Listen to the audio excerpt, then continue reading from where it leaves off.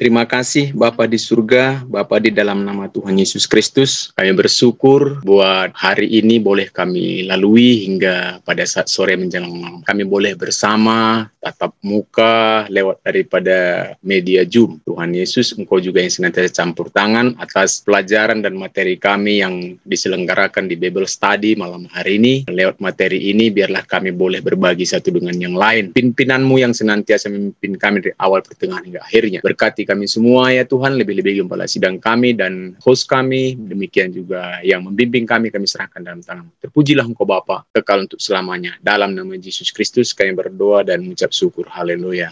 Amin. Salam, Puji Tuhan. Pertama, hari ini kita belajar tentang Yosua pasal yang ke-11, ayat 1 sampai dengan ayat yang ke-23.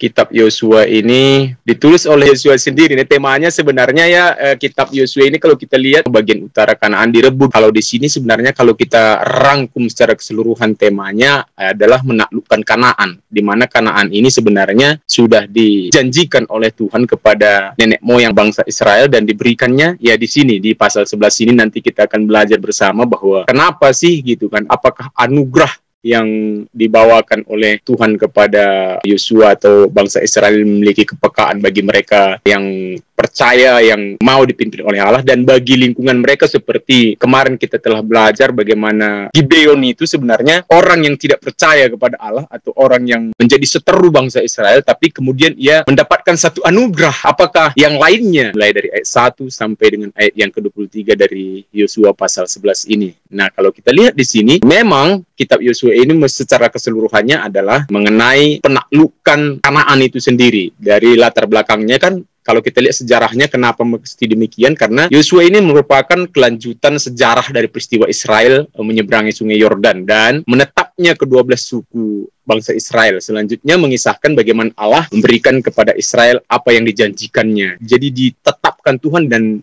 penggenapan janji Tuhan. Oleh karenanya kita harus benar-benar melihat sejarah ini supaya kita tidak lupa akan kebaikan Tuhan dan anugerah Tuhan. Nah, oleh karenanya kita harus membaca dengan baik. Kita akan mengerti apa yang menjadi maksud dan rencana Tuhan. Apakah anugerah ini berlaku bagi kita atau tidak? Ya, sesungguhnya kita sudah mengetahui. Tapi alangkah lebih baiknya kita baca bersama 5 ayat ya. Saya akan baca ayat 1 sampai dengan ayat yang ke-5. Bagian utara Kanaan direbut. Setelah hal itu terdengar kepada Yabin, Raja Hasor, diutusnyalah orang kepada Yobab, Raja Madon, dan kepada raja negeri Simron, kepada raja negeri Aksab, serta kepada raja-raja yang di sebelah utara, di pegunungan di Araba Yordan, di sebelah selatan Kinerot, di daerah bukit dan di tanah bukit Dor di sebelah barat, yakni raja-raja orang Kanaan di sebelah timur dan di sebelah barat, orang Amori, orang Het, orang Peris, orang Yebus, di pegunungan, dan orang Hewi di kaki gunung Hermon,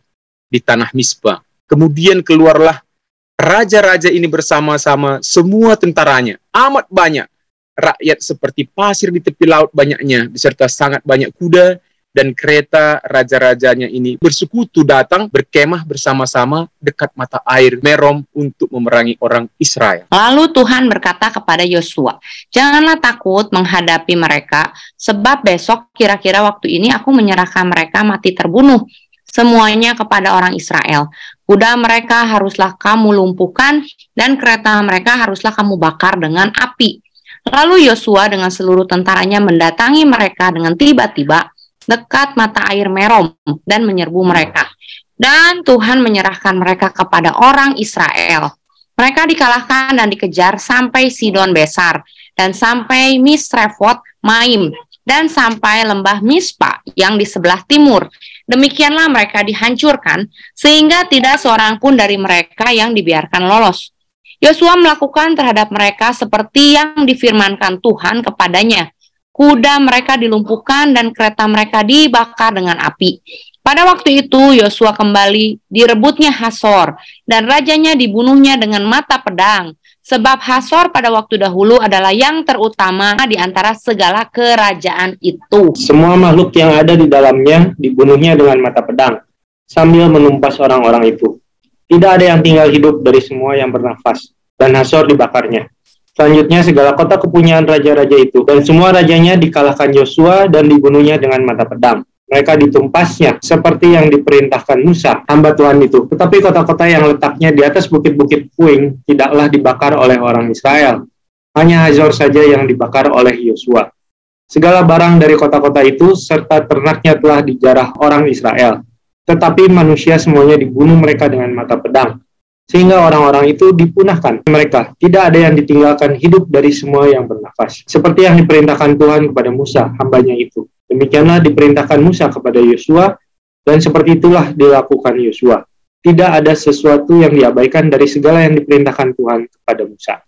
Kemenangan-kemenangan orang Israel. Demikianlah Yosua merebut seluruh negeri itu. Pegunungan, seluruh tanah Negeb, seluruh tanah Goshen, daerah bukit serta Araba Yordan, dan pegunungan Israel dengan tanah rendahnya. Mulai dari pegunungan Gundul yang mendaki ke arah Seir sampai ke Baal-Gad di lembah Gunung Libanon, di kaki Gunung Hermon. Semua rajanya ditangkapnya dan dibunuhnya. Lama Yosua melakukan perang melawan semua raja itu, tidak ada satu kota pun yang mengadakan ikatan persahabatan dengan orang Israel, selain daripada orang Hewi yang diam di Gibeon itu. Semuanya telah direbut mereka dengan berperang, karena Tuhan yang menyebabkan hati orang-orang itu menjadi keras, sehingga mereka berperang melawan orang Israel, supaya mereka ditumpas dan jangan dikasihani, tetapi dipunahkan, seperti yang diperintahkan Tuhan kepada Musa. Pada waktu itu Yosua datang dan melenyapkan orang Enak dari pegunungan, dari Hebron, Debir, dan Anab, dari seluruh pegunungan Yehuda dan dari seluruh pegunungan Israel. Mereka dan kota-kota mereka ditumpas oleh Yosua. Tidak ada lagi orang Enak ditinggalkan hidup di negeri orang Israel. Hanya di Gaza,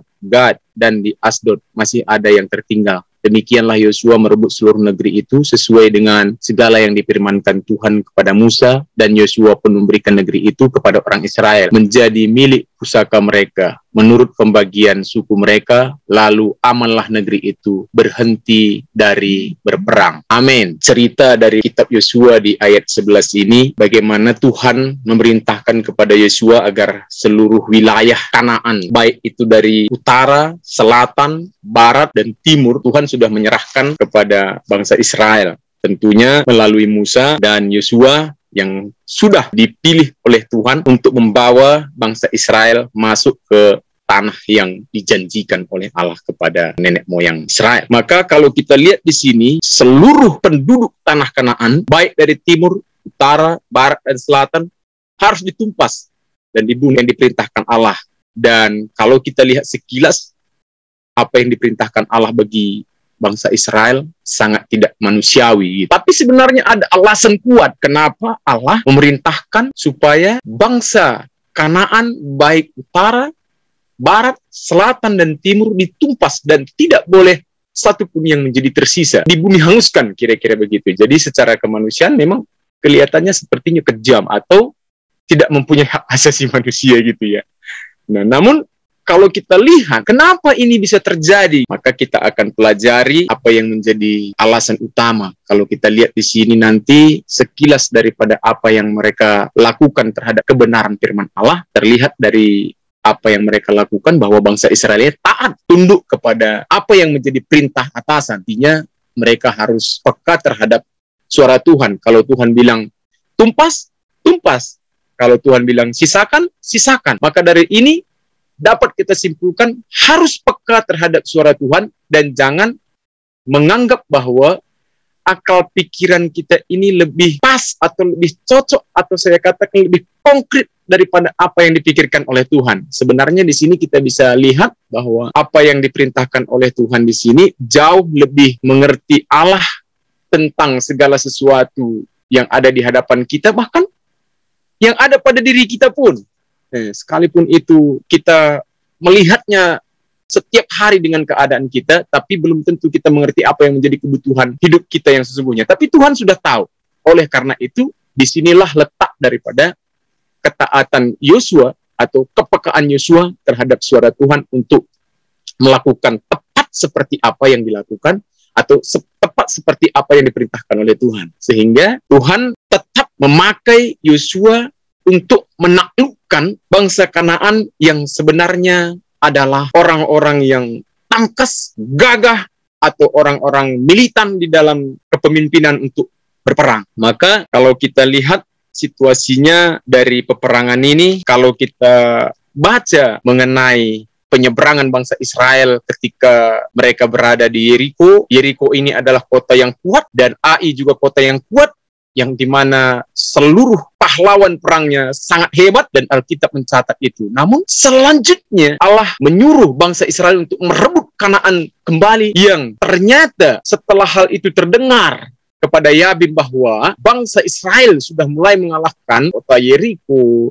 Ai, dan Gibeon yang bersama dengan mereka menggabungkan diri, maka Raja Hasor mulai diutusnya lah orang kepada Yobab, Raja Madon, dan kepada Raja negeri Simron, kepada Raja negeri Aksat, serta kepada Raja yang sebelah utara, di pegunungan di Araba Yordan, sebelah selatan Kinirot, di daerah bukit, dan di tanah Bukit Dor, di sebelah barat, yakni raja-raja orang Kanaan sebelah timur, dan di sebelah barat, orang Amori, orang Het, orang Peris, orang Yebus di pegunungan, orang Hewi di kaki gunung Hermon, di tanah Mispa. Kemudian keluarlah raja-raja ini bersama-sama, semua tentaranya, amat banyak, rakyat seperti pasir di tepi laut banyaknya, beserta sangat banyak kuda dan kereta. Ayat 5 ini menentukan raja-raja ini bersekutu dan datang berkemah bersama-sama dekat mata air Merom memerangi orang Israel. Disinilah kita lihat bahwa sebenarnya maksud Tuhan untuk memberikan kemenangan demi kemenangan, baik itu di Yeriko,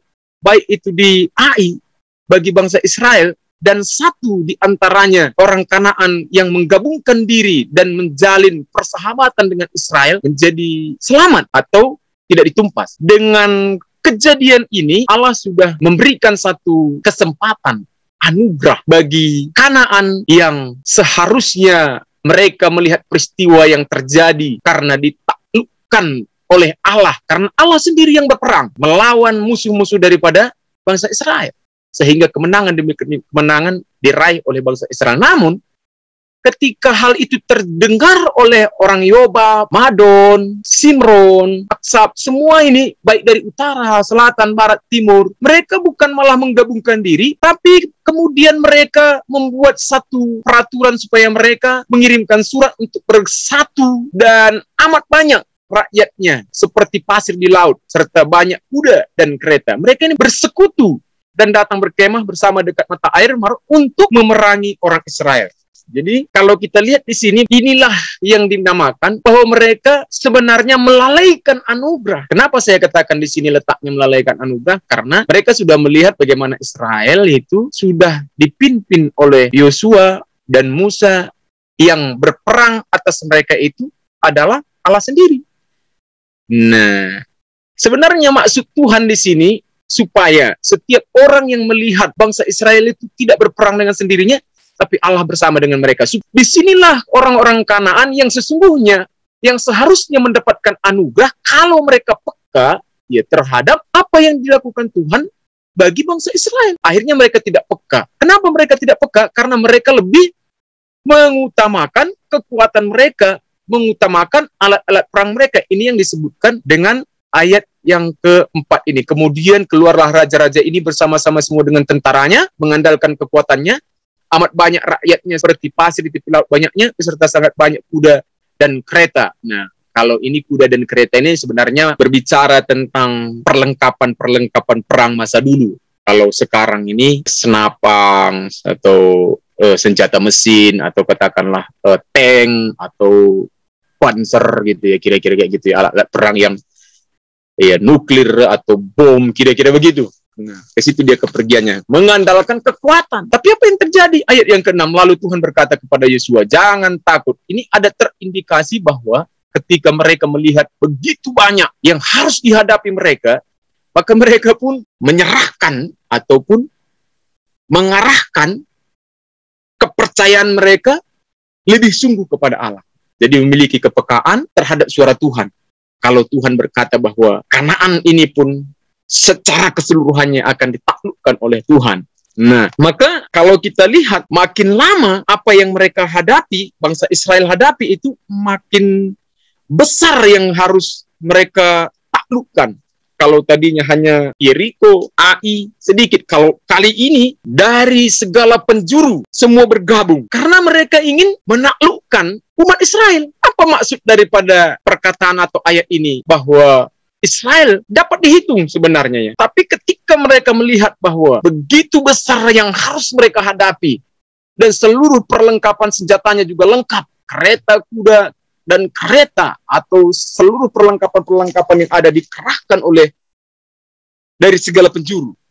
Namun yang menolong bangsa Israel tidak ada selain daripada mereka yang menggabungkan diri, yaitu Gideon. Namun di belakang mereka ada Tuhan yang selalu membela. Maka Tuhan berkata demikian. Kalau kita lihat di sini, ayat yang ke-6, lalu Tuhan berkata kepada Yosua, jangan takut menghadapi mereka, sebab besok kira-kira waktu ini aku menyerahkan mereka mati terbunuh semuanya kepada orang Israel. Alkitab berkata, Tuhan berkata, bukan banyaknya musuh, bukan pula kuatnya musuh yang engkau harus taklukkan.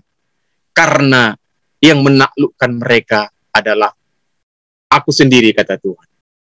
Maka dengan perkataan Tuhan ini, keyakinan mereka, kepekaan mereka, anugerah yang Tuhan berikan bagi bangsa Israel, mereka tangkap. Maka ayat selanjutnya berkata, kuda mereka haruslah kamu lumpuhkan, dan kereta mereka haruslah kamu bakar dengan api. Lalu Yosua dengan seluruh tentaranya mendatangi mereka dengan tiba-tiba dekat mata air Mermom, dan menyerbu mereka, dan Tuhan menyerahkan mereka kepada orang Israel. Mereka dikalahkan dan dikejar sampai Sidon besar, dan sampai Mesropet, Maim, dan sampai lembah Mispa yang di sebelah timur. Demikianlah mereka dihancurkan, sehingga tidak seorang pun dari mereka dibiarkan lolos. Inilah bukti daripada penyertaan Tuhan. Jadi, lewat daripada penyertaan Tuhan ini, semua musuh ditaklukkan. Dan apa yang diperintahkan oleh Tuhan kepada Yosua melalui bangsa Israel, tepat seperti apa yang diperintahkan Tuhan mereka lakukan. Dan mereka melumpuhkan bangsa-bangsa yang berseteru, yang bersepakat untuk menaklukkan mereka. Lalu Yosua dengan tentaranya mendatangi mereka di dekat air Merom itu dan menyerbu mereka. Dan Tuhan menyerahkan mereka kepada bangsa Israel. Jadi jelas bahwa bukan kekuatan bangsa Israel yang menaklukkan musuh, tetapi oleh karena kekuatan Tuhan. Mereka dikalahkan dan dikejar, ya, sampai ke Maim dan sampai ke lembah Mispa yang di sebelah timur.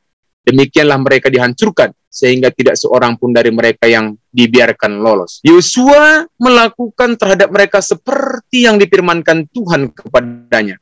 Kuda mereka dilumpuhkan, serta mereka dibakar dengan api. Kereta mereka dibakar dengan api. Pada waktu itu Yosua kembali direbutnya Hasor, dan rajanya dibunuh dengan mata pedang. Sebab Hasor pada waktu dahulu adalah yang terutama dari antara segala kerajaan itu. Semua makhluk yang ada di dalamnya dibunuhnya dengan mata pedang sambil menumpas orang itu. Tidak ada yang tinggal hidup dari semua yang bernapas, dan Hasor dibakarnya. Selanjutnya segala kota kepunyaan raja-raja itu dan semua rajanya dikalahkan Yosua dan dibunuhnya dengan mata pedang mereka, ditumpasnya seperti yang diperintahkan Musa hamba Tuhan itu. Tetapi kota-kota yang letaknya di atas bukit pun tidaklah dibakar oleh orang Israel. Hanya Hasor saja yang dibakar oleh Yosua. Segala barang kota-kota itu serta ternaknya telah dijarah oleh orang Israel, tetapi manusia semuanya dibunuh dengan mata pedang, sehingga orang itu pun dipunahkan mereka. Tidak ada yang ditinggalkan hidup dari semua yang bernapas, seperti yang diperintahkan Tuhan kepada Musa hambanya itu. Demikianlah diperintahkan Musa kepada Yosua, dan seperti itulah dilakukan Yosua. Tidak ada satu pun yang diabaikannya dari segala perintah Tuhan kepada Musa. Nah, kalau kita lihat di sini, apa yang menjadi persamaannya atas kita saat ini sebagai orang yang percaya ketika orang Israel ini dikepung oleh raja-raja baik yang dari selatan, timur, barat, dan utara. Ini berbicara tentang kita orang yang percaya kepada Yesus Kristus. Ketika kita menyatakan diri, bahkan menyerahkan diri bahwa kita sebagai pengikut Kristus, maka tidak menutup kemungkinan bahwa kita yang ada di tengah-tengah yang katanya, ataupun yang ternyata bukti fakta hidup di tengah-tengah orang yang mayoritas, kita adalah orang yang percaya kepada Kristus sebagai orang yang lebih sedikit, atau secara kuantitas kita adalah minoritas. Maka tidak jarang kita dengar, atau saya katakan sering kita lihat bahwa orang-orang Kristen sangat sulit untuk menyaksikan cinta kasih Tuhan. Bahkan untuk memberitakan firman Tuhan juga di tempat di mana kita berada, kadang-kadang harus dengan hati-hati, karena takut bahwa di lingkungan di sekitar kita akan mengadakan satu, atau bukti daripada ketidaksukaan mereka melakukan hal-hal yang tidak kita inginkan. Tapi apakah kita sama seperti Yosua yang tidak gentar terhadap lawan sekitarnya? Walaupun beribu-ribu berlasa-lasa, bahkan diperlengkapi dengan kereta, kuda, dan pahlawan-pahlawan perang, karena yang menaruhkan pengharapannya kepada Tuhan. Kita juga harus demikian, harus memiliki kepekaan.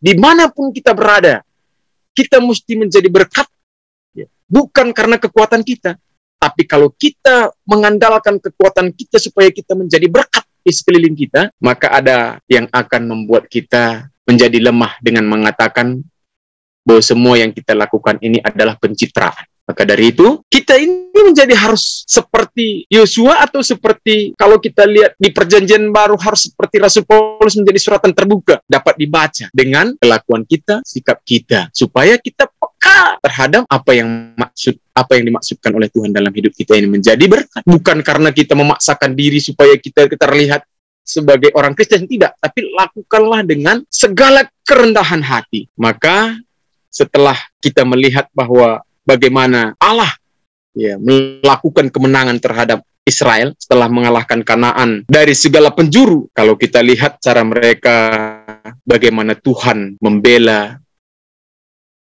umat, bahkan bangsa pilihannya, kita harus yakin juga bahwa di pihak kita ada Tuhan.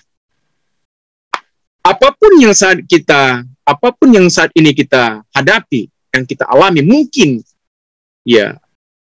musuh ini berbicara tentang, bukan hanya tentang, maksud saya musuh ini, ataupun orang yang kita harus taklukkan, orang yang harus ditumpas seperti bangsa-bangsa dari segala penjuru ini yang dihadapi orang Israel ini, yang harus mereka hadapi tidak sama seperti yang kita harus hadapi. Tapi, apa yang membuat mereka lemah, kadang ada juga itu di kehidupan sehari-hari kita. Apa yang membuat kita lemah? Misalnya, dari tetangga kita lah nggak suka lihat kita, dari atasan kita lah nggak suka lihat kita, dari rekan kita lah yang nggak suka lihat kita. Apakah kita menunjukkan sikap ketidaksukaan kita kepada mereka? Atau apakah kita harus takluk dengan keadaan mereka kepada kita, terhadap kita?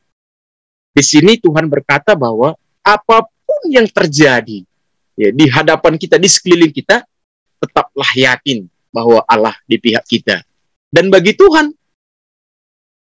itu tidak yang mustahil. Mungkin bagi kita, itu sulit untuk menaklukkan apa yang akan terjadi, atau apapun yang akan menyerang kita, atau apapun yang mengintimidasi kita, itu mungkin sulit untuk kita lepaskan. Tapi ketika kita taat atau peka terhadap suara Tuhan untuk melakukan apa yang diminta oleh Tuhan kepada kita, maka kemenangan itu akan kita peroleh.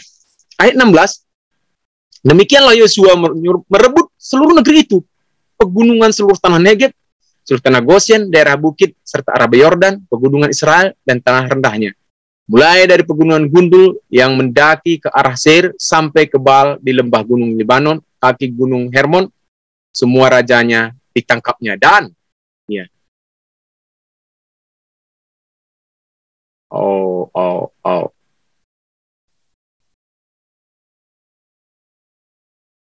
dan dibunuhnya.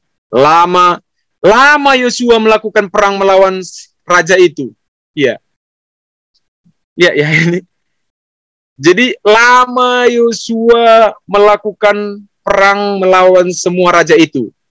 Tidak ada satu kota pun yang mengadakan ikatan persahabatan ini, Tidak ada satu kota pun yang mengikat persahabatan dengan orang Israel. Selain daripada orang Hewi yang diam di Gibeon itu, semuanya telah direbut mereka dengan berperang.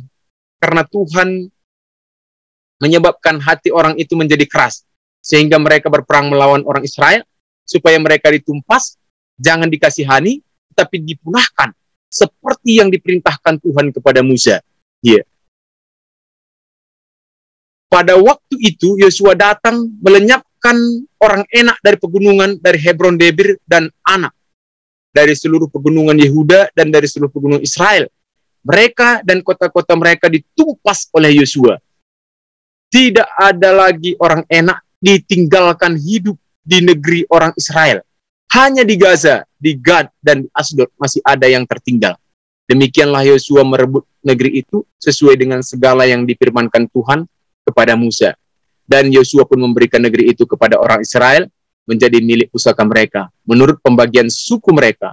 Lalu amanlah negeri itu berhenti dari perang. Jadi kalau kita lihat di sini ya, saya tertarik dengan ini. Lama Yosua perang melawan semua raja itu. Maksud daripada ayat ini adalah Yosua itu tidak menaklukkan dalam satu hari. Karena di sini dikatakan lama. Bahkan kalau saya baca di kitab di sejarah, peperangannya ini sekitar kalau saya nggak salah, kalau salah nanti boleh diralat. Ada lamanya 3-6 tahun. Kenapa mesti demikian? Karena sebenarnya maksud dalam perencanaan ini ketika orang Kanaan yang mau menggabungkan diri, ya, maksudnya sebenarnya bisa aja ditumpas dalam satu hari, dalam sekejap juga bisa, karena yang berperang itu adalah Tuhan sebenarnya. Nah, tapi maksudnya adalah kalau atau seandainya saja orang-orang Kanaan itu peka atau sama seperti Gibeon yang mau menggabungkan diri kepada orang Israel, maka mereka mendapatkan anugerah. Tapi tidak ada satu pun, ayat 19, tidak ada satu kota pun yang mengadakan ikatan persahabatan dengan orang Israel. Selain daripada orang Hewi yang diam di Gibeon itu. Semuanya telah direbut mereka dengan berperang. Karena Tuhan yang menyebabkan hati orang itu menjadi keras sehingga mereka berperang melawan orang Israel. Supaya mereka ditumpas dan jangan dikasihani. Tetapi dipunahkan seperti yang diperintahkan Tuhan kepada Musa. Pada waktu itu Yosua datang melenyapkan orang enak dari pegunungan. Nah, kita tahu ya orang enak ini. Orang enak ini sebenarnya kalau kita lihat di sejarah, ya orang enak ini adalah orang-orang yang tinggi besar. Ya, jari-jarinya itu sebelah itu 6 ya. Jadi kalau jari tangan itu 12 dan tinggi mereka, kalau kita lihat Alkitab mereka lebih tinggi daripada Goliat katanya. Goliat. Alkitab mencatat itu bahwa kalau kita lihat Daud dengan Goliat itu sangat jauh perbedaannya. Bisa mencapai tinggi mereka 3 meter lebih gitu ya. Sementara kita di Indonesia 2 meter aja udah jago gitu. Maka mereka ditumpas bukan karena kekuatan daripada Yosua, tapi karena Allah lah yang memberikan kemenangan. Nah, dan yang terakhir dikatakan demikian begini. Tidak ada lagi orang enak yang ditinggalkan hidup. Dan demikianlah Yosua merebut seluruh negeri itu sesuai dengan segala yang difirmankan Tuhan kepada Musa. Yosua pun memberikan negeri itu kepada orang Israel menjadi milik pusaka mereka menurut pembagian suku mereka, lalu amanlah negeri itu. Nah, kalau kita lihat di sini cara mereka ya bagaimana orang Israel harusnya ditemenin gitu ya. Itu mereka jauhi. Artinya kita sebagai orang percaya kepada Kristus sudah seharusnya di lingkungan kita ini berkawan dengan kita. Nah, kenapa? Karena kita bukan berjalan atas keinginan kita, tapi kita melanjutkan misi Tuhan. Ketika kita berada di dalam dunia yang sifatnya sementara ini, misi kita adalah melakukan kehendak atau melakukan apa yang menjadi maunya kita, maunya Tuhan, gini, bukan maunya kita ya. Nah, disinilah kita waktu melihat bagaimana seharusnya kita menjadi peka terhadap suara Tuhan dan menerima anugerah itu. Dan kalau kita tidak peka terhadap suara Tuhan, ya, maka kita tidak akan menerima anugerah itu. Kenapa? Karena gini, kita sudah ya diberikan kesempatan untuk melihat lingkungan kita, bagaimana orang yang dipilih Tuhan itu dibela oleh Tuhan untuk meraih kemenangan demi kemenangan. Namun kepekaan di sekeliling bangsa Israel atau di sekeliling kita, ya, ketika kita menjadi umat pilihan dan menjadi kesayangan Tuhan, mereka tidak melihat Tuhan, artinya tidak peka dengan Tuhan, dan karena ketidakpekaannya mereka tidak akan mendapatkan anugerah. Maka dari itu kita melihat ternyata bagaimana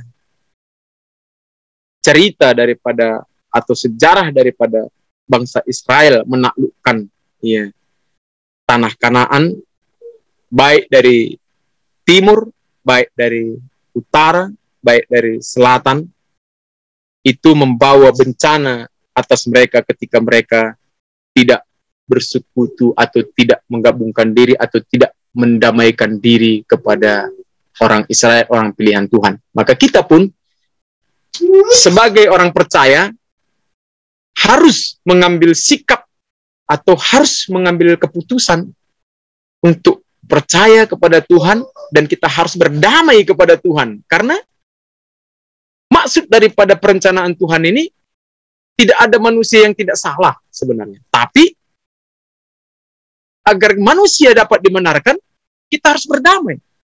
Damailah dengan Tuhan, damailah dengan diri kita sendiri, damailah dengan tetangga kita, damailah dengan orang-orang yang pernah kita sakiti. Maka kita akan mendapatkan anugerah yang daripada Tuhan. Nah, kalau kita lihat dari pasal 11 ini, apa yang menjadi masalah bagi orang-orang yang tidak mengenal Tuhan, atau katakanlah apa yang menjadi masalah terbesar bagi orang Kanaan sehingga harus ditumpas dan dibumi hanguskan? Kenapa kok Allah begitu terlihat atau seolah-olah dengan pikiran kita, dengan pikiran secara global atau secara umumnya kok kejam banget gitu ya? Karena di sini sebenarnya sudah dikasih kesempatan, ya, di ayat 18 ini sebenarnya sudah dikasih kesempatan oleh Tuhan dan sudah dibuat contoh supaya kalau siapapun yang mau menggabungkan diri sama seperti Gibeon itu, dan kesempatan di sini masih ada untuk menggabungkan diri, maka ia akan mendapatkan anugerah. Pekalah, lihatlah di sekelilingmu terhadap bangsa Israel bagaimana Tuhan yang berperang, bukan mereka yang berperang. Kalau mereka yang berperang tentu mereka takluk, tentu mereka kalah, tapi yang berperang ini Allah. Sudah terindikasi di sini, mereka tidak mau berubah, tidak mau bertobat. Itu salah satunya. Dan yang kedua, kenapa mereka ditumpas oleh Tuhan? Ini bukti bahwa mereka tidak mau berubah. Tidak mau berubah. Jadi perubahan adalah perubahan sampai terjadi perubahan. Kita tidak akan pernah berubah kalau nggak pernah berubah. Maka dari situ Tuhan tidak suka. Malah Tuhan katakan Dia mengeraskan hati mereka supaya ditumpas dan dibumi hanguskan. Agar apa? Agar tidak ada lagi keturunan yang bebal. Agar tidak ada keturunan lagi yang tidak mau percaya kepada Tuhan. Oleh karenanya, saat ini kita sebagai orang yang percaya kepada Tuhan harus menggabungkan diri kepada Tuhan. Harus ke gereja. Menggabungkan diri itu namanya, ya gabung ya. Gabung. Oleh karenanya, kita selalu diarahkan supaya setiap kita dapat diperdamaikan oleh Tuhan. Damai di bumi, damai di surga. Tuhan berkati. Nah, mari kita berdoa. Segala puji, hormat, syukur, kemuliaan hanya bagimu ya Tuhan. Pada malam hari ini kami boleh bersama di dalam berbagi satu dengan yang lain daripada kebenaran firman. Biarlah firman-Mu senantiasa menjadi panutan kami dan menjadi kebanggaan kami lewat daripada apa yang kami temukan, kebenaran-kebenaran firman-Mu yang menguatkan dan meneguhkan kami. Berkati gembala sidang kami, berkati hamba-Mu, Koyupi, Cici, serta Tison juga yang ada bersama dengan kami, demikian juga Melda, juga Maudi, bahkan semua kami yang terhubung pada malam hari ini kami serahkan dalam tangan. Berkati pula apa yang menjadi aktivitas kami setelah ini Tuhan, dan jika kami beristirahat, berikan kami peristirahatan yang baik, hingga esok hari dapat kami beraktivitas kembali. Dalam nama Yesus berkatikan berkat sukacita, berkat damai, berkat ketenangan, ketentraman, berkat perlindungan, berkat kasih sayang, dan berkat-berkat yang daripada melimpah atas hidup. Dalam nama Yesus Kristus Tuhan kami yang hidup, kami berdoa dan mengucap syukur. Haleluya. Amin. Terima kasih banyak teman-teman semua. Sampai kita ketemu lagi minggu depan ya. Tuhan Yesus memberkati. God bless.